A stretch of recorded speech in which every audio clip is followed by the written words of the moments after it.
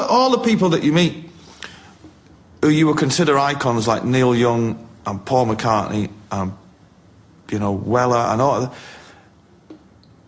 there's no attitude with them because they've got nothing to prove. They know who they are. Okay, now when you arrived on the scene with the big band and Oasis and a lot of noise, you were 27-ish, which is kind of advanced for a budding rock and roll star. That's when everyone starts dying in the musical annals, is at 27. They're done and finished. Yeah, I was just revving up by then. When you did come on the scene, you weren't behind the door telling people how good you were and how great you were going to be, and you were fairly cocky about the whole thing, were you not? Wasn't the time for wallflowers, you know? We were out to inspire a generation. At the time, we said we never had a message for the youth, but really what it was just like, if we can do it, we can do it.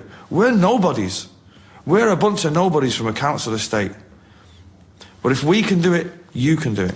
All our crew was just all our mates from Manchester. And we treated tours then, as we did right up to the end, till really an extended stag do, you know. Some people run drugs and... A lot of drinking. A lot of drinking. Which brings me neatly to drugs. Mm-hmm. Is it absolutely essential that rock and rollers need drugs? Does it absolutely have to? Well, yes.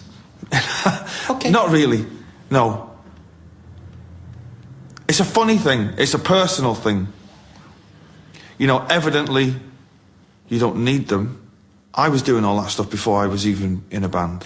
So it wasn't like I'd arrived in London, got the fur coat and the guitar and the shades, and someone handed me a big bag of drugs and said, off you go.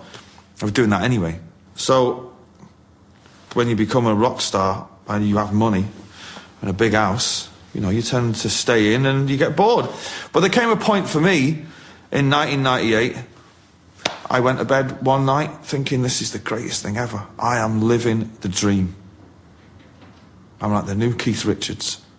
And I woke up the next morning and I thought, this is boring. I hate all these people. I went out on a night out in London and just looked around the people I was with and I thought, I don't like you. I don't like you. I don't like your missus. I've never liked you. I don't even know what I'm doing with all these people. I'm not doing it anymore. And I've never done it since. Was it easy to stop?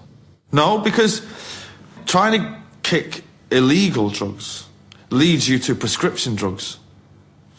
And they're worse, because you can get those, and you're not breaking the law.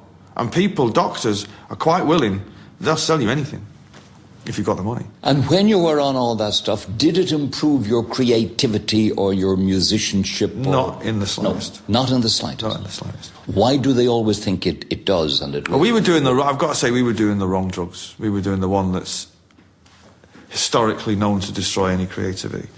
There are psychedelic drugs that evidently helps, you know. Sgt. Pepper's wasn't made on drinking tea, was it?